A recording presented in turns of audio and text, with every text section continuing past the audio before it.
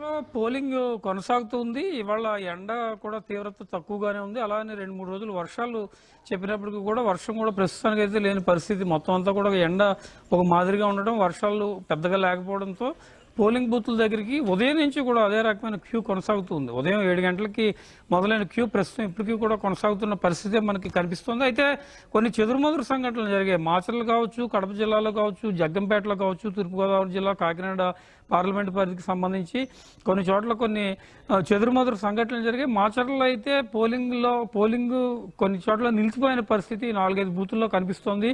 ఈవీఎంలు ఎక్కడికక్కడ వదిలేసి సిబ్బంది భయాందోళనలో పరిగెట్టిన పరిస్థితి కూడా మాచర్ల ప్రాంతంలో ఉంది. మరి ఈసీ దీన్ని పర్యవేక్షించిన తర్వాత వాళ్ళ సమీక్షలో రీపోలింగ్ పెట్టే అవకాశం ఉందా ఏంటి అనే దాని మీద కూడా కొన్ని కీలక నిర్ణయాలు తీసుకునే అవకాశం కూడా కనిపిస్తోంది. అయితే రాబోయే 2-3 గంటల్లో పరిస్థితి ఇంకొంచెం మరి తీవ్రత ఇదే స్థాయిలో ఉంటే కనుక ఈసీ కొన్ని హెచ్చరికలు జారీ చేసి పోలీస్ వ్యవస్థను కూడా కొంచెం అలర్ట్ గా ఉండమని చెప్పే పరిస్థితి కూడా ఓవరాల్ గా కనిపిస్తోందని చెప్పుకోవచ్చు. ప్రస్తుతం మహిళలు కావచ్చు, వృద్ధులు కావచ్చు, వికలాంగులు కావచ్చు, అదేవిధంగా అర్బన్ ప్రాంతాల్లో ఓటర్లు కావచ్చు చాలా వరకు ఉదయం నుంచి పోలింగ్ బూత్లకు వస్తూనే ఉన్నారు.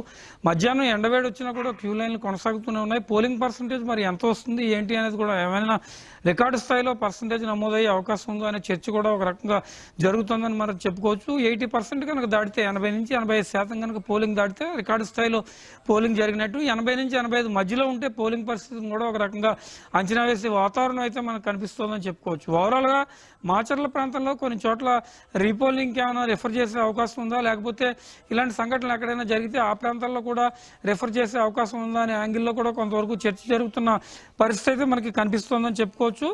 దీన్ని అంతా చూసిన తర్వాత ఓవరాల్ గా ఒక అంచనాకు వచ్చి రీపోలింగ్ సంబంధించిన నిర్ణయం తీసుకునే అవకాశం కూడా కనిపిస్తుంది. ఆ సంఘటనలు మినహా మిగిలిన చోటంతా ప్రశాంతమైన వాతావరణంలోనే పోలింగ్ జరుగుతున్న పరిస్థితి కనిపిస్తుంది. సాయంత్రం 6 గంటల లోపు క్యూ లైన్లో ఉన్న వాళ్ళందరికీ కూడా ఓటు వేసే అవకాశం ఉంటుంది. మరి 7-8 గంటల వరకు పోలింగ్ జరుగుతుందా, క్యూ లైన్లో ఉన్న వాళ్ళ పరిస్థితిని బట్టి ఇంకా పోలింగ్ నైట్ వరకు కొనసాగుతుంది అనేది చూడాల్సి ఉంది. ఓవరాల్గా ఇది ఇవాళ పోలింగ్ సంబంధించిన తాజా పరిస్థితి. కెమెరా పర్సన్ శశితో ప్రసన్న, న్యూస్ 360 అమరావతి.